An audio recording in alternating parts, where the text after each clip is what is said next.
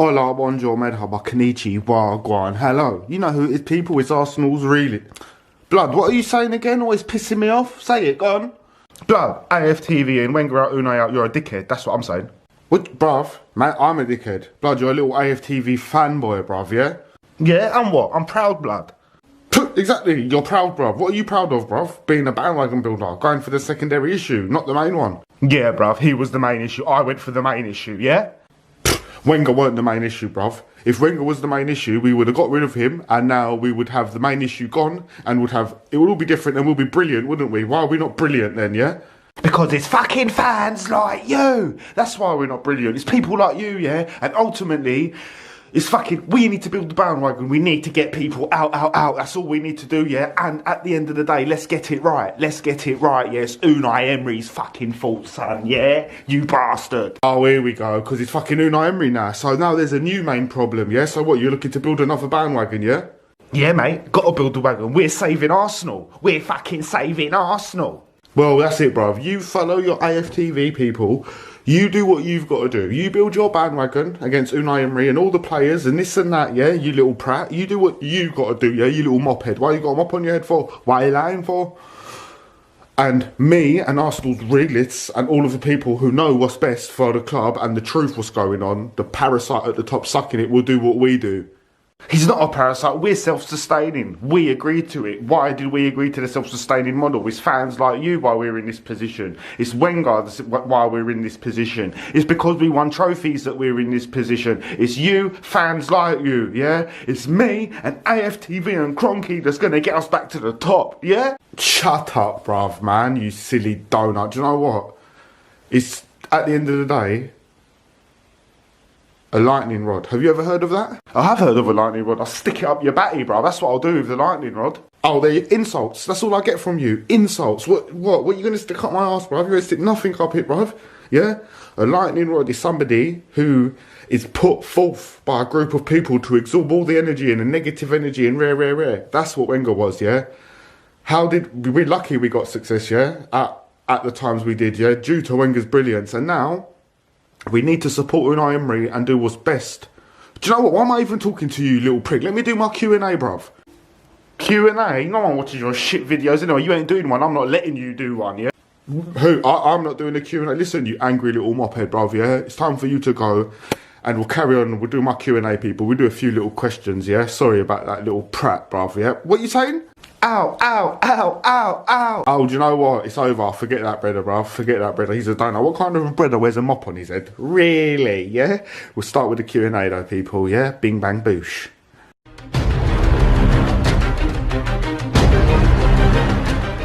Hola, bonjour, merhaba, konnichi, wagwan. Hello, you know who it is, people. It's Arsenal's Realist. Look at that. Can you see me in the camera? That's a mirror. That's why you're confused. Hello, people. You know who it is. Whoop. It's AR, yeah? Thank you for watching. You know what it is? It's a chandelier in the background thing. But you know what? It's a 2-week break. There's all sorts going on, yeah? Well, there's fuck all going on. Actually, let me take a little seat on the floor where it's comfortable. There's fuck all going on. But we're going to have a little chat, people. Have you not seen, yeah? Obviously, it's a Twitter and Instagram thing, yeah? When the 2 weeks is over, I'm new to all of this. Peter Cech thinks he's playing hockey now, bruv. Is that proof this brother's a pagan? I'm not saying it like that, but I'm saying you can't just make a decision like that overnight, bruv, yeah? Man's playing hockey, bruv, yeah? At the end of the day, you always was slippery, you little pagan, yeah? I never liked Cech, to be honest with you people. I'm not saying, like, listen, his heart weren't in it, yeah? I'm sorry, man. How can you win the final and just boogie out like that, yeah? But either way, man's on the ice now, moving slippery, you know? It's deep like that, yeah? It's real talk. But obviously, another thing I've seen, obviously United are struggling, they're in dire needs, everybody's crying, and I won't deny it, but do you know what, is it Pereira, Andres Pereira, that player who he played forward on the right side when he played against Arsenal, and he played pretty well as well, if you ask me. But apparently, well, I've seen the clip, he was playing, was it Switzerland or Croatia? I think he was playing Croatia, and he's dubbed up like half the team in the box. He's literally skipped round. He was on the left-hand side of the 6-yard box. He goes, I think, past 2, then cuts in past another 2, shimmies round 1, and bangs it in at an international level. So it shows this guy's got tech as an ability. What am I doing? 1 sec, people. Let me just check this thing. It's fucking me right over. Yeah, so it shows he's got the techers and ability. So my friend messaged me today saying, look, it's proof. Solskjaer can't coach these players. At the end of the day, how are they doing it on the Brazilian thing? And so what I'm saying, people, yeah, is it proof there. Sorry, people, I'm just fucking about with this little sign. 1 second, me lords. Is that proof that Solskjaer is way out of his depth? Personally, I didn't think he should have got the job in the first place, yeah? But once he's there, I was under the thing of, look, you got to support the man. There's no point giving him a job just to then say, oh, you got no credentials. Do you know what I'm saying? Because, of course he's got no credentials, but you lot hired him. But ultimately, I think that that's not good when a player plays that well and you've never seen him play that good in a Manchester United shirt and he plays in a Brazilian top that well. So yeah, that's another little thing I've seen going on along social media. So any Man U fans watching, you lot let me know what you think. This is just a quick little video. I'm going to compile all little different kind of videos together. We're just getting rid of the time, people. And yeah, so obviously you lot saw the Colleen and the Rebecca Vardy thing. That's nothing to do with football. The only thing attached to it is their footballers' wives. But I just thought it was interesting that even rich people will, well, we know they will, but for a little couple grand to sell stories and this and that, they're willing to do shystiness to each other. Do you know what I'm saying? But when our first game back, is it Sheffield United, I think, if I'm not mistaken? And obviously we've still got a long way to go for that, people. And I want to ask you lot now, yeah? Honestly, I want leave little comments in the question, yeah, because this is a good time for Arsenal, and I'm going to tell you why, people. I don't mean to bang on about the same old things. I've said a little bit of negativity. I've said what I'm not happy with: the Ozils, the Kolasinacs, the Xhakas, the this, the that. I've said it, but now let's actually look. If we're lucky enough, let's see what we could be looking at now. We all know it could be Tierney, Holding, Chambers and Bellerin at the back with Leno there. That's brilliant. So directly in front of Leno, he's going to have Holding and Chambers. That sounds really good. They're both willing to header the ball. They're both willing to jump. They're both willing to tackle. They're both not going to run out of position crazily. More Holding than Chambers, but Chambers seems to have improved majorly, lately. That's why his maturity that's come through recently, these loan spells, Fulham, and he's won a little few awards there and he's gained lots of confidence. That's why I've got extra confidence now, because Leno must be feeling much better about this from set pieces, from everything. So when we look at it, Burn Leno, nice, tall, strong goalie, not made no mistakes. The biggest mistake we're talking about, he flapped out against Southampton last year, and he's done a few little errors like that where you could go back and say, yeah, boom, and say, yeah, that's something. Apart from that, brilliant, yeah, he's all-rounded and it's good to go forward with. Rob Holding, some people have said that we get carried away with him. I personally don't think no one's been carried away with him. No one's going mad. Everyone's just saying the guy's fucking one of our best defenders. He is our best defender, and that's facts. So when he gets back, he can push on from that. So if we... Listen, he is a good defender at the end of the day. And then you put Chambers there with that. Chambers likes to go forward a little bit. He's got, like I said, he could play on the wing, the this and that. But I'm just saying, we can translate that when he's in the centre-back now to tenacity and ability. So maybe he doesn't need to run forward when he's in the centre-back position, do all of this, but it can help you be in agility. Do you know what I mean? The agility, the speed, the quick recovery, the this. So when I look for like Bernardo, Holding and Chambers, I'm fucking ecstatic about that. And then when we look outside of that, Tierney on the left, Bellerin on the right. We know how Bellerin bombs forward. We know exactly how Tierney bombs forward. I'm going to tell you a little something that some people may not have picked up on, but I think it was pure facts. But on one of our recent matches, it might have been against Standard Liège, whoever it was, I don't remember, Nottingham Forest, whatever. Tierney was attacking down that left continuously. Somebody tried to do a reverse Rooney, switch a Rooney, Colleen a Rooney, sell your paper to the Poonie, yeah? And they tried to do a reversal and say Bellerin wasn't attacking as much. Tierney must be better. Actually, don't be stupid and think that the whole team isn't fucking talking and in cohesion and talking to each other.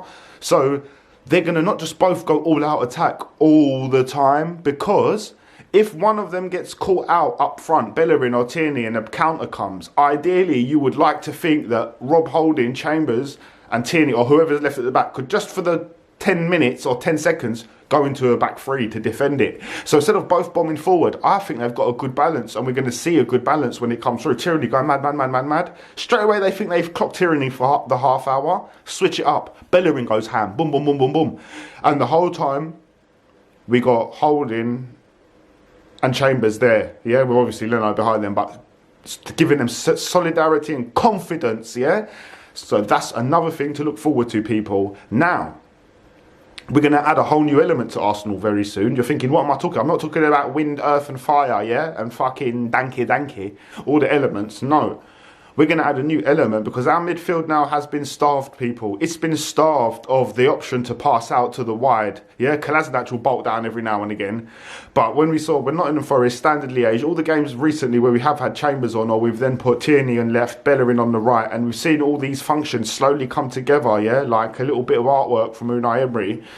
When we see this, now we see there's outlets in the middle. So then we're seeing Ceballos have outlets, Torreira have outlets, Guendouzi, Willock, Saka. Even Xhaka's picked out a few passes. Against the Man United game, in the first 5-10 minutes, he won a little foul, if I'm not mistaken, and pinged it right to the right.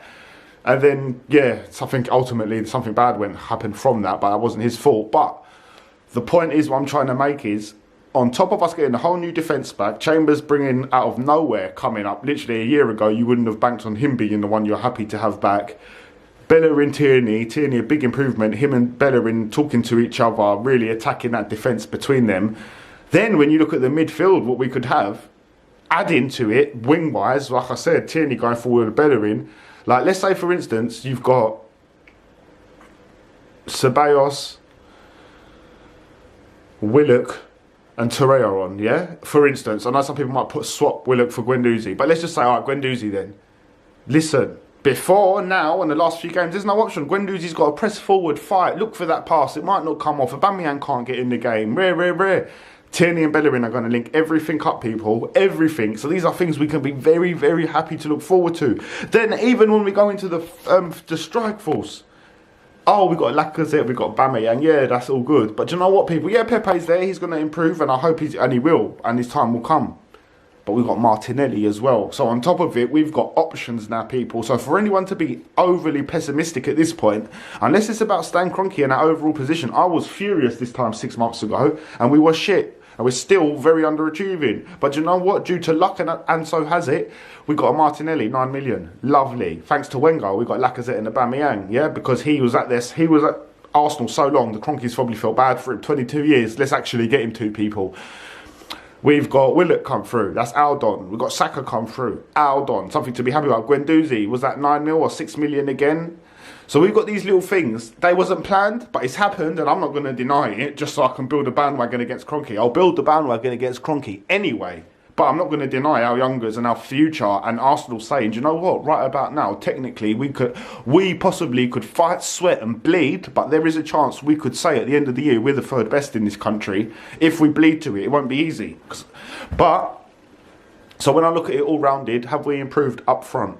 Actually, we have a little bit because Martinelli's there now getting some goals. That's the only one for me. Pepe will add to it as well. Midfield, maybe not directly got better because we've lost Ramsey, lost this, lost that, and we have got Ceballos in who's on a loan. But with Bellerin and Tierney bombing forward, giving them outlets and options, actually our midfield would improve a lot. So that's a big positive. The midfield has improved in that aspect. Now when you go into the defence, oh my God, David Luiz and fucking Mustafi, even though Mustafi's been half decent the last 3 games, or David Luiz and Socrates. What I'm trying to say is, David Luiz seems to encourage more problems out of certain people now because Socrates has lost it. So when you put Holding there and Chambers, what a dramatic improvement. Then you take Ainsley Maitland-Niles out. He could play in the middle now when Ceballos goes. Imagine that if he actually can this year get back up to speed with his original position. So when you put Bellerin and Tierney there now, Tierney coming back in for Monreal and replacing Kolasinac overall when obviously Monreal's gone, but there is mad improvement going to be happening over this 2 weeks and in the future. So people need to stop being so negative, bruv, because at the end of the day, there is a reason to be negative, but it's not Unai Emery and the players at this moment in time. Trust me, there was a time where you could blame a player or this or that, and moments. Not now, people. This thing that's happening is psychotic. You get me? But you know what it is, people. It's a little rant. You get me? But you know what it is? It's Arsenal's Realist, yeah? I want to say to you, make sure you love your people. Make sure your people love you. Thank you all for watching, people. This was just a little heart-to-heart with you. You get me? Just saying, let's not focus on the negativity too much. Can you remember why football was invented? It weren't to stress you out and fuck you up and give you fucking concussion. Football was invented. It's a game. It's a sport. You got to fight for the passion, yeah? And you have to enjoy it. What did Dennis Bergkamp say? When I went to Italy, it was so pragmatic and this and that and rules and no fun. And I lost the love, man. Lost the love. You got to have the fun in it as well. That's how Anyway, I'm not going to bang on about a whole new philosophy of football. That will be for another video, yeah? But you know what it is, yeah? We've got the conspiracy channel, people. Make sure you check it out, yeah? So I will be doing some shit on that soon. But you know what it is, people. AR, yeah? Thank you for watching. Make sure you love your people. Make sure your people love you. Peace.